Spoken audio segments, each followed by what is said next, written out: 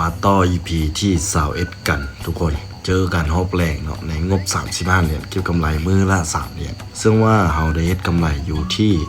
2.8 เหรียญแล้วเนาะเฮาเช็ดมาอยู่ที่3หอบเด้อทุกคนเด้อขอเพียงแต่หอบนี้เนาะวินเพียงแต่ออเดอร์เดียวเฮาก็เราจะได้กำไรตามเป้าแล้วในมื้อนี้เนาะเฮาก็จะลองมาลุ้นเบิ่งว่าในมื้อนี้นะซูซี่จีสามารถเช็ดได้กำไรหรือบ่ถ้าเช็ดได้กำไรนะเฮาก็ว่าได้ตามเป้าเลยถ้าเช็ดบ่ได้กำไรเด้จิพลาดจังไม้เราจะไปแก้ไม้ที่เท่าเลยเนาะก็เดิมเมื่อเวลาที่เข้ามาปุ๊บนี่เขาก็ปั๊มเงินเป็น1เหรียญเนอะปั๊บเงินเป็น1เหรียญปุ๊บเขาจะไปเลือกเบิ่งเหรียญอื่นเนาะซึ่งว่าเหรียญ XRP นี่ก็ค่อนข้างเป็นงามเนาะงามแล้วก็ตรงตามเงื่อนไขของเราตรงตามที่ที่เราจะเลือกไซส์เลยแต่เราจะไปเลือกเบิ่งเหรียญตัวอื่นเบิ่งก่อนเนาะว่ามันจะมีเหรียญตัวไหนที่ว่างามกว่าตัวนี้บ่ก็ลองมาซอกมันเนาะซึ่งว่าตอนนี้ก็มีโซลาร่าเนาะโซลาร่าก็ค่อนข้างงามอยู่แต่ว่า XRP นี่ค่อนข้างงามกว่านะทุกคนเนาะค่อนข้างเป็นแท่งงามกว่าเบิ่งครับแล้วมันบอดี้โตมันเป็นแท่งสมบูรณ์ซูซี่จะออกออเดอร์เลยโอเคกดซื้อเลยเนาะออเดอร์นี้เนาะเป็นแท่งเขียวกดซื้อเลยเบิ่งโซลาร่าก่อนโซลาร่าก็ค่อนข้างงามแต่ว่ามันทิ่มไส้ยาวเลยและเป็นแท่งน้อยๆนะทุกคนเนาะซูซี่ก็เลยว่าบ่เช็ดก็เลยเลือกที่จะมาเช็ด XRP ซึ่งว่าได้ออกออเดอร์ไปปุ๊บเราก็จะมามาร์กเนี่ยครับแนวต้านให้เบิ่งซึ่งแนวต้านก็ราคาที่ตัวที่สูงที่ซูซี่มาร์กก็คือจะเป็นเส้นสีแดงเนาะอันนี้จะเป็นแนวต้านตัวที่ซูซี่กำหนดไว้เนาะ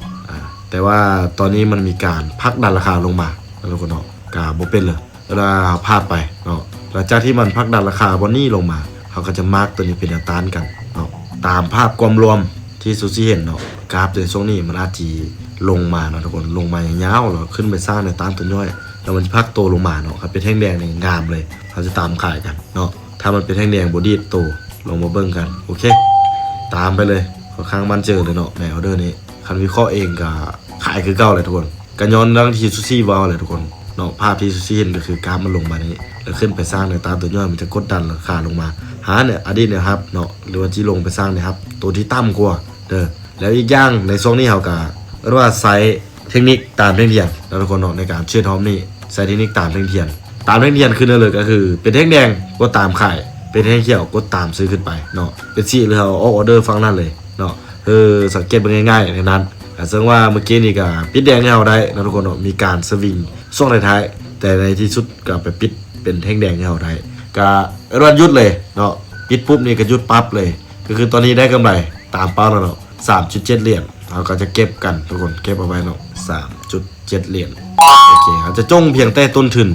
ที่เราจะเอาไปต่อยอดเนาะในมือต่อไปซึ่งว่าเป้าของมื้อนี้น่ะก็ว่าได้แล้วนะทุกคนเนาะก็คือเราต้องมีเป้าหมายแบบชัดเจนนะทุกคนเนาะเป้ากำไรนะเป้าต่อมือเนาะซึ่งว่าเป้าต่อมือนะต้องมาแบ่งเป็นย่อยอีกเนาะเขาจะเอาแบบรอบเดียวทำเอาได้บอกก็ได้แต่มันเป็นอะไรที่ยากเลยค่อนข้างแบบเสี่ยงมันมีความเสี่ยงสูงเขาเช็ดแบบนี้มันลดความเสี่ยงที่สุดแล้วเนาะก็คือมาแบ่งเช็ดเป็นหอบเอาอาศัยเข้าเป็นหลายหอบเอาเด้อซึ่งว่าหอบนี้ซูซี่ก็ได้กำไรตามเป้าแล้วเนาะก็จะยุดเลยในมื้อนี้เราจะบ่เช็ดแล้วเนาะเอาไปต่อกันมื้ออื่นเนาะมื้ออื่นเป็นตลาดมื้อวันจันทร์ลองมาเบิ่งเนาะว่าจะเป็นอะไรก็ไม่ติดตามมื้อเดียว